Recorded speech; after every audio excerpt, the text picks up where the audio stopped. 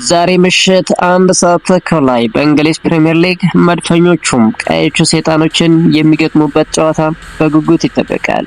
ቀድሞውንም ጉሽማ የማያጣው የሁለቱ ክለቦች ጨዋታ አርሰናል ከ22 ዓመት በኋላ ወደ ዋንጫው ለመድረስ እየተፋለመ ባለበት ጊዜ ለፊቱ ቀዮቹ ሰይጣኖች ቆመዋል። ትላንትና ማንቸስተር ሲቲ ማሸነፉን ተከትሎ አርሰናል እና ማንቸስተር ሲቲ መካከል ያለው የነጥብ ልዩነት ወደ 4 ጠቧል። ሌሎች ይህንን የነጥብ ልዩነት ወደ 7 ከፍ ለማድረግ ዛሬ መድፋቸውን አቀባብለው ቀያዮቹ ሰይጣኖችን ለመደብደብ በራቸውን ምሽጋቸውን አዘጋጅተው ይጠብቃሉ። ሁለቱ ክለቦች በታሪክ 205 ጊዜ ተገናኝተዋል። ማንቸስተር ዩናይትድ 99ን በማሸነፍ አርሰናል 91ን አሸንፏል። 55 ጊዜ ሁለቱ ክለቦች ባቻ ተለያይተዋል። ዋይኔ ማርክ-ሩኒ በሁለቱ ግንኙነት 12 ጎሎችን በማስቆጠር ከፍተኛ ጎል አግቢ ነው። ሪያን ጊግስ 50 ጊዜ በመሰለፍ ከየትኛውም ተጫዋች በላይ በሁለቱ ጨዋታ የተሰለፈ ተጫዋች ነው።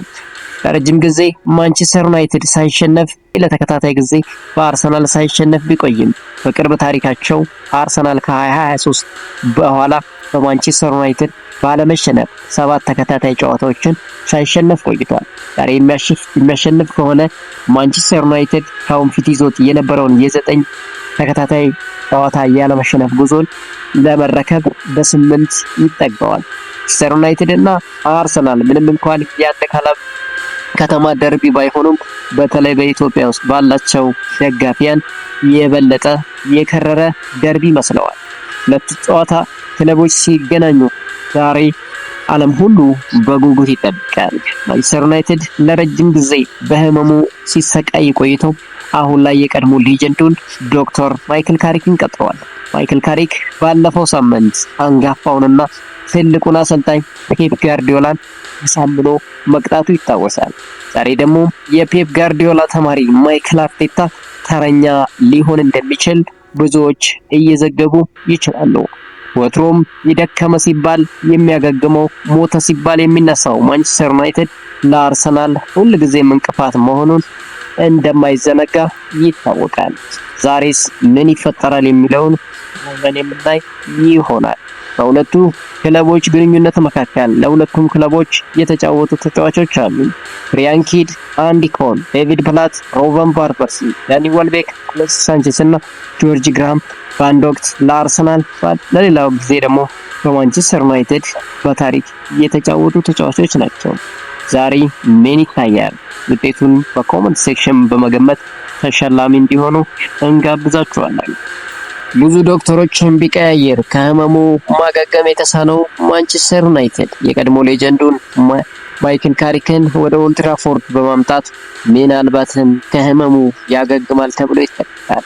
ባለፈው ሳምንት 4-2-3-1 አሰላለፍን ይዞ የገባው ማይክል ካሪክ በኦልድ ትራፎርድ ምን አይነት ድንቅ አቋም እንዳሳየ ይጠበቃል።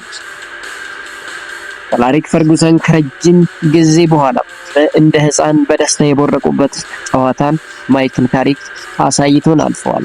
ዛሬ ላይ በፍላይ ኤሚሬትስ ምን ሊያሳየን ይችላል የሚለው ደግሞ በጉጉት ይጠበቃል። በክንፍ ላይ ማቲያስ ኩኛን አስቀምጦ የተሰለፈው ፓትሪክ ዶርጉ ድንቅ እንቅስቃሴ ማድረጉ ይታወሳል። ዛሬስ ፓትሪክ ዶርጉ ማቲያስ ኩኛን አስቀምጦ ይሰለፋል ወይስ ምን ሊሆን ይችላል? አፍሪካ ዋንጫ የተመለሰው ማዝራዊ ወደ ክለቡ ተመልሷል። ዳሎትን አስቀምጦ ይሰለፋል አይሰለፍም የሚለው ይጠበቃል። የሊሳንድሮ ማርቲኔስ እና የሃሪ ማጉዌር ጥምረትም ድንቅ ነበር። ዛሬስ ምን ሊያሳየን ይችላል? ትልቁን ቁመተ መለሎ ኤርሊንግ ሃላንድን ኪሱ እንደከተተ ያህል ሳይንቀሳቀስ ያቆየው ሊሳንድሮ ማርቲኔስ ዛሬ በቪክቶሪ ዮኬሬሽ ላይ የሚያሳየው አቋምም ይጠበቃል። ከአሞሪም መሰናበት በኋላ ተሰልፎ ድንቅ አቋሙን ያሳየው ኮቢ ማይኖ ዛሬም በመሃል ሜዳ ላይ የማንቸስተር ዩናይትድን ሚዛን ለመጠበቅ ከፍተኛ እምነት ተጥሎበታል። ዛሬ የሚሆነው ነገር ምሽት 1 ሰዓት ተኩል ላይ ይታያል። ንሲር ማዝራዊ ቲያጎ ዳሎትን አስቀምጦ ወደ አሰላለፍ ይመለሳል ወይስ ዳሎት ዛሬም በቋሚነት ይጀምራል የሚለው ሌላው ተጠባቂ ነገር ነው። በአጥቂ መስመር ላይ ቤንያሚን ሴስኮ ዛሬ ይሰለፋል ወይስ ደግሞ እንደተለመደው ብሪያን ምቤሞ ዛሬም በቋሚነት ይጀምራል የሚለው ሌላው ተጠባቂ ነገር ነው። ያም ሆነ ይህ ማንቸስተር ዩናይትድ ከአርሰናል የሚያገናኘው ጨዋታ ምሽት 1 ሰዓት ተኩል ላይ በኤሚሬትስ ይጀምራል። ከጨዋታው በፊት አስተያየቱን የሰጠው ማይክል ካሪክ አርሰናልን እስከምንገጥም ጓጉቻለሁ ይላል። ማንቸስተር ዩናይትዱ ጊዜያዊ አሰልጣኝ ማይክል ካሪክ ለአርሰናል ጨዋታ በጣም ጓጉቻለሁ ሲሉ ከጨዋታው በፊት በሰጡት ፕሬስ ኮንፈረንስ ተናገሩ። አርሰናል ምርጥ ቡድን ነው ያለው ማይክል ካሪክ ብዙ ጥራት ያላቸው ተጫዋቾች አሏቸው፣ ትልቅ ፈተና ነው ሲሉ አስተያየታቸውን ሰጥተዋል። ጨዋታውን በቀላሉ እንደማይመለከቱት የገለጹት አሰልጣኙ ነገር ግን በጥሩ መልኩ መመልከት አለብን ሲሉ ገልጸዋል። ለቡድናቸው ያነሱት ማይክል ካሪክ አንድ ጨዋታ ብቻ ምርጥ ቡድን አያደርግም፣ ነገር ግን ጥሩ መስራት ይኖርብሃል ሲሉ ሸርቢው ዴል ተናግረዋል። በቡድኑ ውስጥ ጥሩ ድባብ አለ፣ ነገር ግን ከፊታችን ምን እንዳለ እናውቃለን። በራስ መተማመንና በትኩረት መካከል ሚዛናዊ መሆን አለብን ሲሉ ማይክል ካሪክ ተናግረዋል።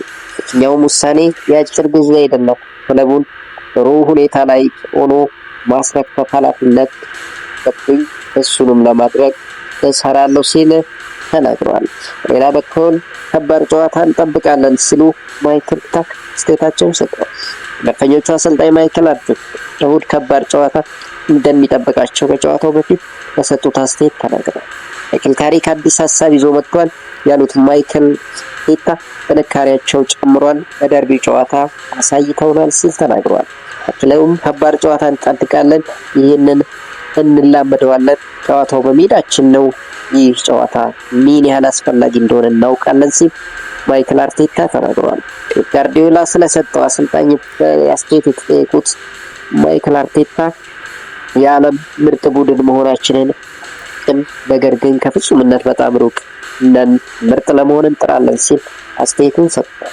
ዛሬው ጨዋታ ሂንካፔና ካላፊዮሪ ልምምድ ሰርተዋል። በጨዋታው መድረሳቸውና ለመድረሳቸውን ዛሬ እናያለን ሲል አስተያየቱን ሰጥቷል። አጥቂያቸው ቪክተር ዮኬሬሽ እየተጠየቁት ማይክል አርቴታ ካሲስኮ ዮኬሬሽን መምረጣቸው ትክክለኛ እንደሆነ እናምናለን ሲሉ ተናግረዋል። የመድፈኞቹ አሰልጣኝ ማይክል አርቴታ ቪክተር ዮኬሬሽ ለማስፈረም መምረጣቸው ትክክለኛ ምርጫ መሆኑን ተናግረዋል። ካሲስኮ ይልቅ ዮኬሬሽን ስለመምረጣቸው የተጠየቁት ማይክል አርቴታ ከነበርንበት ሁኔታ አንጻር ዮኬሬሽ ትክክለኛ ምርጫ መሆኑን እናምናለን ሲሉ ተናግረዋል። አክለውም ቡድናቸው አጥቶ የነበረውን ጥራት ያለው አጥቂና ግብ ማስቆጠር የተዋጣለት ጠንካራ ተጫዋች በመፈለጉ ዮኬሬሽን ምርጫቸው እንዳደረጉ ተናግረዋል። ዛሬ ቪክተር ዮኬሬሽ ከቤንያሚን ሴስኮ ሲገናኙ ማን ያስቆጥራል፣ ማን የበላይነቱን ይወስዳል የሚለው የሚታይ ይሆናል። በመጀመሪያው ጨዋታ ቤንያሚን ሴስኮ ተቀይሮ በመግባት በ10 ደቂቃ ወይም በ26 ደቂቃ ከቪክተር ዮኬሬሽ የተሻለ እንደነበር ይታወሳል። ምናልባትም ማይክል ካሪክ የባለፈውን ሳምንት አሰላለፍ ይዞ ካልገባ በቀር ቤንያሚን ሴስኮ ከተሰለፈና ዮኬሬሽም ከተሰለፈ ማን የተሻለ ይሆናል የሚለውን 90 ደቂቃ የሚመልሰው ይሆናል። የቻናላችን ተከታታዮች ቪዲዮአችን ላይ ቻናላችንን ሰብስክራይብ በማድረግ ተባበረታቱን ፕሮዲን ደርሳ የደግፉት ክለብ ሁሉ መልካም ዕድል እየተመኘን ሰናበትን።